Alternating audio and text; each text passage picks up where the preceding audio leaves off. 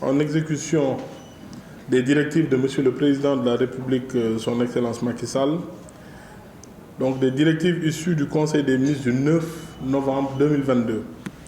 Nous nous retrouvons aujourd'hui pour procéder à la signature du protocole d'accord entre les acteurs de la ferraille. C'est donc pour moi un réel plaisir d'être parmi vous aujourd'hui à cette cérémonie qui marque une étape importante dans l'organisation des relations entre les industriels lamineurs, les ferrailleurs et les exportateurs de ferraille. Ce protocole d'accord vise à mettre en place un cadre consensuel pour mieux prendre en considération les préoccupations des différents acteurs dans l'intérêt du secteur.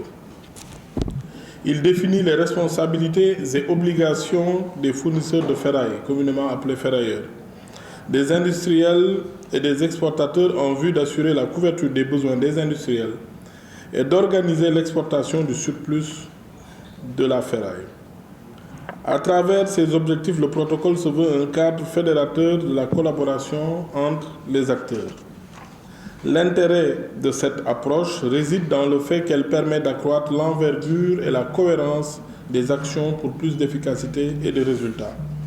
Vous comprendrez au vu de ces considérations que je me réjouisse au plus haut point de la signature de cet accord.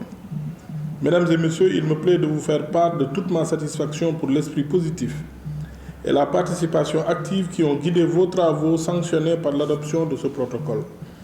La mise en œuvre de l'accord que nous nous apprêtons de parapher contribuera sans aucun doute à la résolution de la lancinante question de l'approvisionnement des industries, une meilleure organisation du secteur au bénéfice des ferrailleurs, à une plus grande professionnalisation du métier de ferrailleur et au financement du secteur.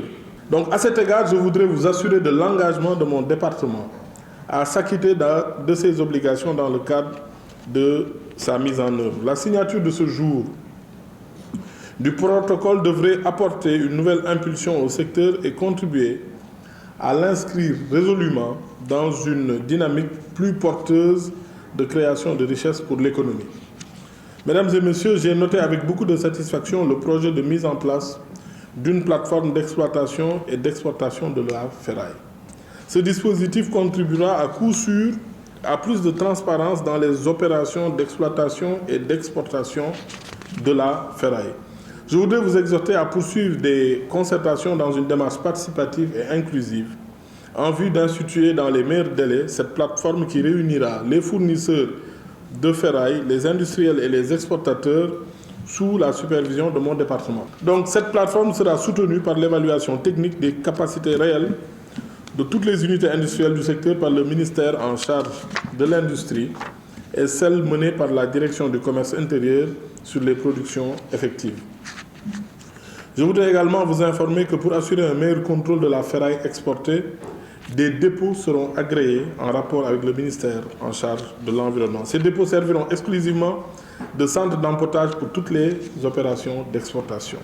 Mesdames et messieurs, mon département s'évertuera à prendre toutes les dispositions idoines à même de prendre en compte les préoccupations diverses exprimées par tous les acteurs du secteur. C'est dans ce cadre qu'il faut inscrire les concertations engagées avec les 3 industriels qui s'activent dans la production du plomb. Parce que le plomb aussi, c'est un problème. Il faut qu'on s'entende sur qu'est-ce qu'il faut faire du plomb. Les uns nous disent qu'ils ont besoin de 100, ils ont besoin de 200, ils ont besoin de 1000. Pour connaître la réalité, il faut des données transparentes. Il faut que chacun puisse dire la vérité, sinon nous-mêmes, nous nous donnons les moyens de contrôler cela. L'objectif est de prioriser la satisfaction des besoins des industriels en prenant toute mesure de nature à faciliter leurs approvisionnements, mais à condition aussi que les industriels respectent les prix et les délais de paiement. Mesdames et messieurs, un fonctionnement optimal du secteur exige l'implication et la contribution active de toutes les parties prenantes. D'un engagement collectif émergera un avenir plein d'espoir pour le secteur. Cet accord a toute sa place dans la politique globale que j'ai engagée en faveur du développement équitable du secteur de la ferraille. C'est à mon département qu'il revient de forger des instruments de régulation et de soutien adaptés au marché spécifique de la ferraille. Ce qui nous importe, c'est que les relations entre tous les acteurs soient toujours plus transparentes, car la transparence est gage de justice et de stabilité. Aussi que le secteur de la ferraille continue d'être à l'avenir aussi foisonnante et dynamique qu'elle l'est aujourd'hui. Je voudrais à cet effet inviter toutes les parties à s'approprier le présent protocole. Cette appropriation gagnerait à s'effectuer non pas sous le prisme de chaque acteur pris individuellement, mais dans une logique d'ensemble pour en comprendre les enjeux et les implications. Il faut noter que malgré les pertinentes informations que nous disposons, force est de constater que le poids économique de notre secteur, de ce secteur, n'est pas encore bien appréhendé. On ne sait pas que pèse la ferraille dans l'économie sénégalaise. Et il nous faut le connaître. Combien de milliers de tonnes? À quel prix durant l'année?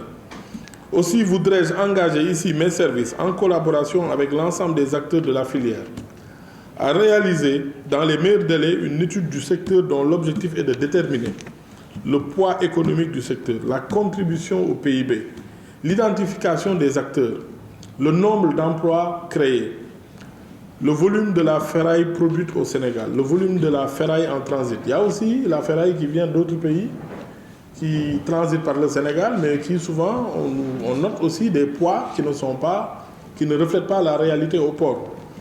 Les besoins réels des industriels. Il nous faut connaître le vrai besoin pour pouvoir déterminer ce qui est exportable et ce qui ne l'est pas. Et il faut qu'on le fixe d'année en année. Les exportations de ferraille par nature. Quel type de ferraille est exporté ou n'est pas exporté? La disponibilité de ces éléments d'appréciation nous permettront des dispositions nécessaires, nous permettront d'évaluer les dispositions nécessaires pour mieux accompagner le secteur. Je sais pouvoir compter sur l'engagement agissant de tous les acteurs pour jeter les bases d'une collaboration féconde pour le développement du secteur de la ferraille.